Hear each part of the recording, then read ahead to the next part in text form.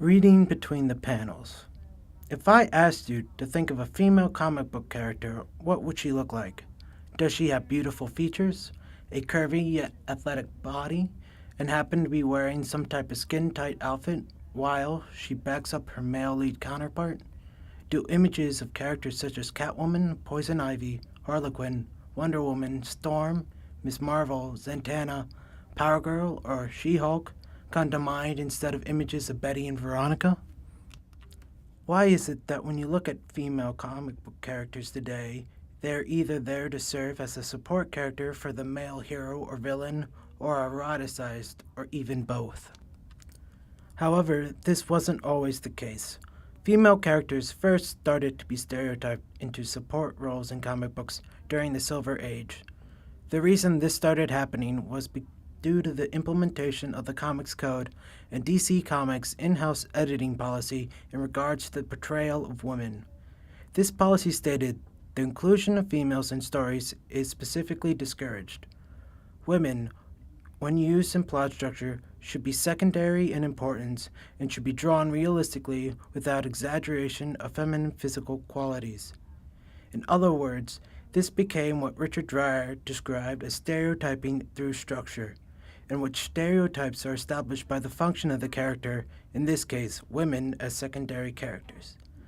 Although with the rise of feminism and shifting public attitudes towards sexuality, publishers started to put out more progressive comics, and by the end of the 80s, most publishers, except for a few, abandoned the Comics Code, although not before leaving a permanent mark on their respective comic book universes. Unlike the change in the function of female characters in comic books, the change in how they were portrayed artistically was based in economics.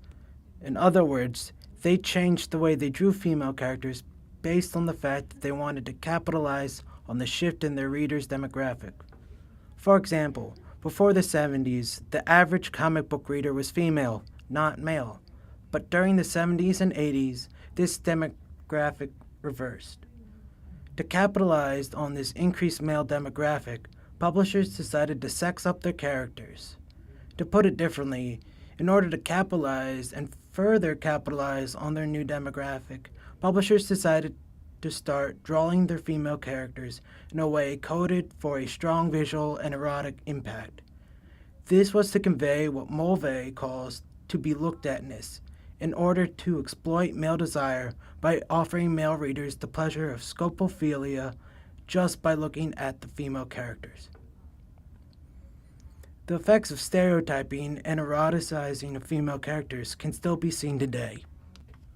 For instance, comic books are not the only form of media that eroticize female comic book characters.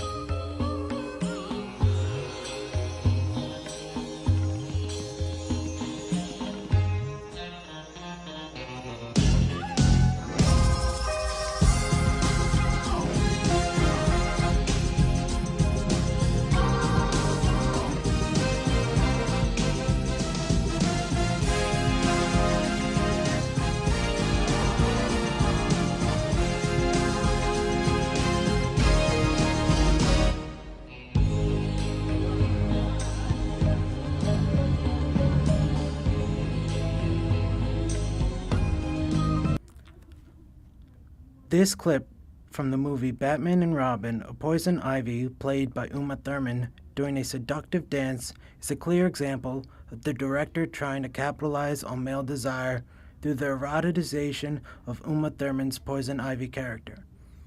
On the other hand, examples today of the stereotyping of female characters into secondary support roles seem to have been more permanent, due to the fact that comic book writers have to write from the canon of whatever universe they're writing for, whether it is DC or Marvel.